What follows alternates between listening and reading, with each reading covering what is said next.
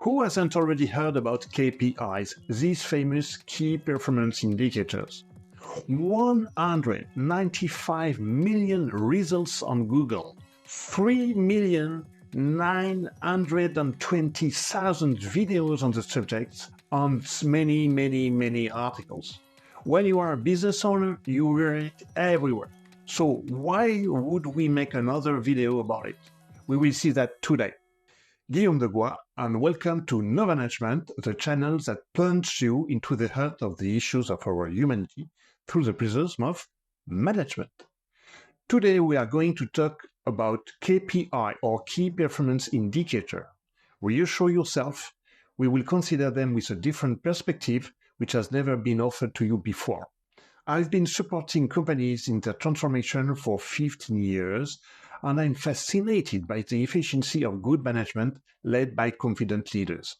My method is to share that experience as we will do together today.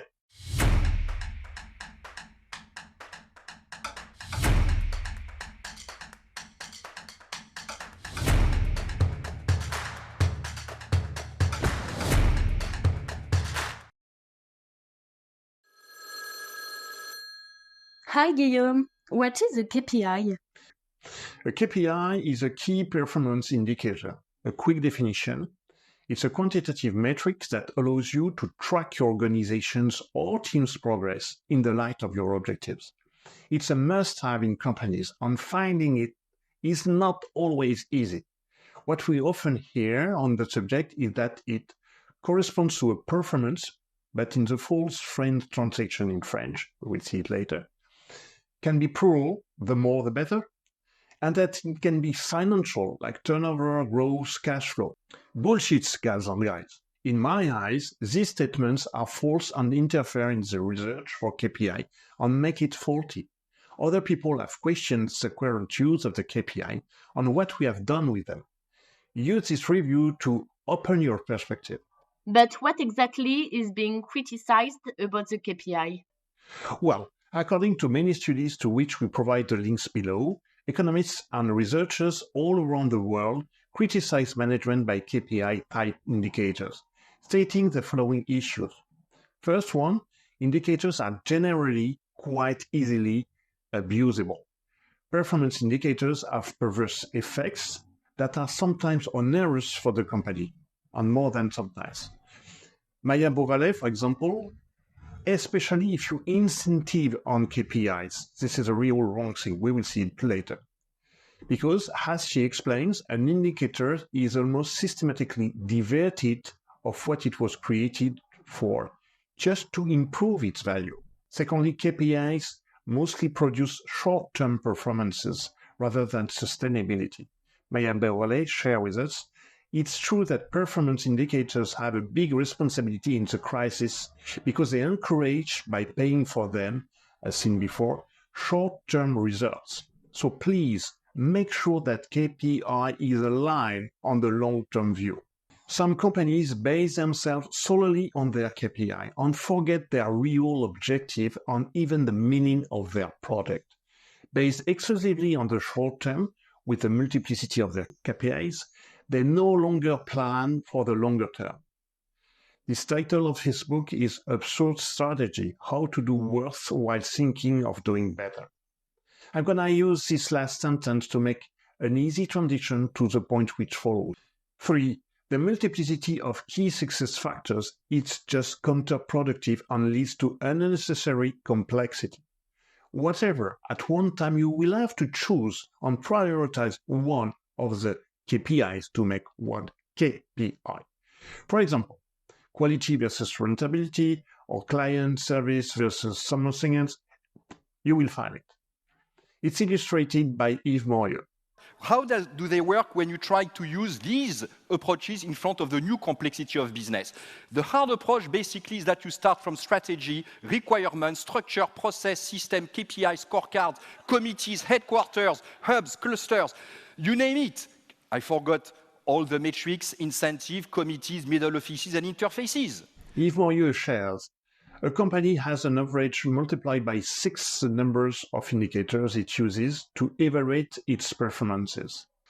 The system becomes therefore almost 36 times more complex, and almost every day brings its share compliance integrity. It will become ever more complicated.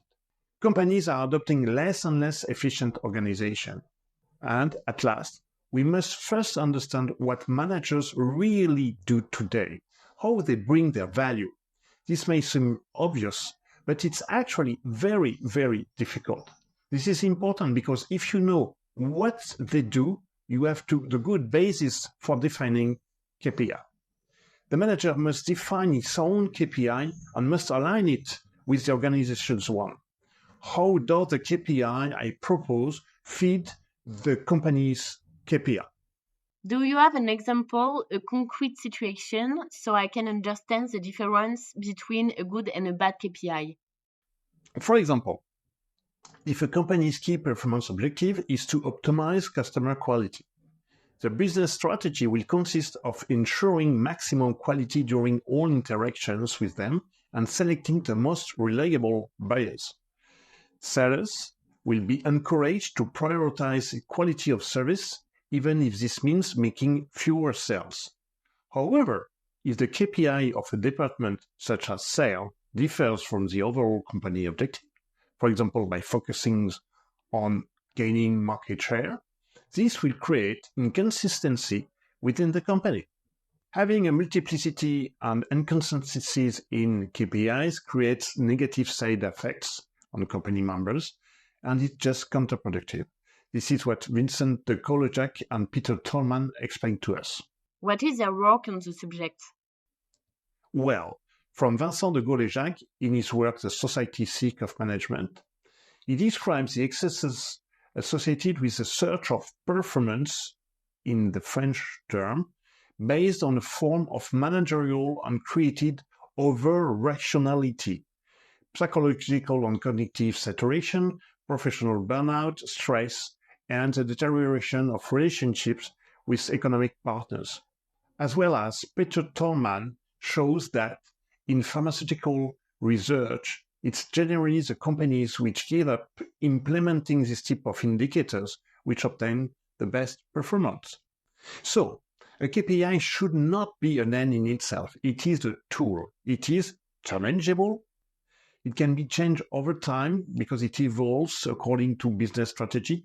A KPI is just linked to business strategy. So it's versatile. And you have to understand what's behind it, to challenge it. Ask you the question, what impact will my choice and action have on the KPI? What can I do more to improve my KPI? Not everything is easy to measure, like frustration, motivation. So you have to go deep to find a good metric, something measurable. Do you have an example of a good KPI within a company? For example, one of my clients in retail in East Europe had the number of employees who arrive with a smile in the morning for KPI. And trust me, it's very far from being a care-based KPI. Please feel free to share in comments what makes this KPI very clever for business and particularly in a retail business. Indicators must therefore serve to inform and guide, but they must not be incentive tools. Wells Fargo is an example of this wrong path to take in terms of KPIs. 2 million fake accounts secretly created, 5,300 employees fired, Wells Fargo fined $185 million. Now the bank is taking the strongest steps. Wells Fargo, which started out as a stagecoach company and is now naturally a US-based financial services company, found itself with at least 5,300 employees involved in opening millions of fake saving accounts. These employees were credited by reaching their sales target. So, it was a bad KPI simply because two things. First, based on a finite player mindset. And secondly, the employees were incentivized on the KPI. That's to say? A finite player is linked to what shared with us Simon Sinek. This is when the player aims for the end of the game to be crowned as the winner. This is the case of Wells Fargo's employees, which therefore has one objective: to achieve their sales objective. Yet all KPIs must be based on the infinite player mentality and mindset. What? I don't understand. Well, the infinite player has a vision, an overall objective. There is no winner here. And it's the same for KPIs. They indicate the direction to take, but not the exact destination. It's a continuous race. Afterwards, there may be project KPIs, which will therefore be temporary. These KPIs fit with the project and are always aligned on the company KPI. The second error is that these KPIs are not based on the overall vision of the company and will therefore create inconsistency. They have an indicator, but not a key one. So they juggled contradictory indicators. Third mistake, their KPI is based on incentive, and incentive leads to fraud. This is absolutely the case in this example of Wells Fargo employees, which opened fake accounts. In addition, with this principle of not well-based incentive, they received rewards linked to the KPI, which should be completely banned. Let's take another example. Sometimes the reward is notoriety or reputation. For example, the worst police station in Paris. This police station had a bad reputation, so to change that, they no longer recorded complaints, but instead passed them on to regular proceedings. Already apart from the fact that it's very dangerous for victims wishing to testify, and that there is a loss of value of the service, they lose the very idea of KPI. To have a good KPI, you need to have control over it. If you are only an actor, you will not be able to do anything, like a project manager without responsibilities. In this example, they tried to control something they had no control over it, their reputation. They caused great damages for this mistake. If we don't find the right KPI, we will drift from our initial project and make the whole team lose its meaning. So, in my opinion, the KPI itself is important. Beyond that, it is a way of finding it and its characteristics that makes sense. We can spend hours defining a KPI. And do you have an example of your experience where the KPIs were poor? Well, the one I have in head now are, for example, institutions which are here to facilitate access to training, knowledge, health, etc. And these services will ultimately, to improve their performance, go against the basics of their own initial mission, their own DNA. As they will improve their own works, their own way to manage, they will make the access more and more difficult. But if there are so many errors concerning KPIs, it is also on mainly, as we said at the start of this video, because many articles on the subject are erroneous. Like, the KPIs are multiple. They change depending on each area within a team. They evolve quickly over time and are financial. These are all ideas conveyed on the internet and in numerous articles on which make us forget the very meaning of the KPI. So, if you think all these preconceived notions are bullshit, to summarize, what are your main keys?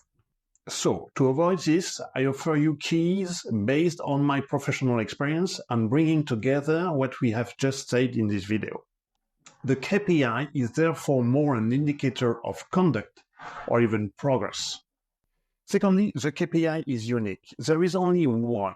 In a team, the KPI is strictly aligned to the company KPI. In any case, it has to fit it. 3, it's never financial. In most articles, the first example given is financial, productivity, turnover, ever. Bullshit.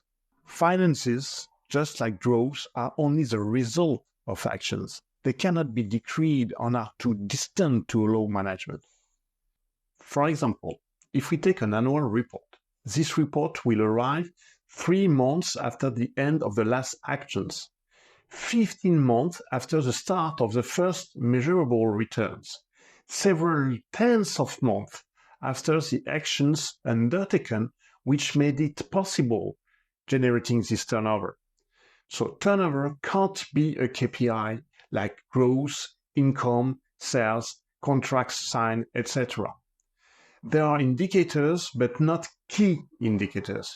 And as discussed in the previous video on the mechanism of change, we were able to see that the biggest obstacle to a successful transformation is financial management, because necessarily the first indicators to deteriorate are financial in a transformation.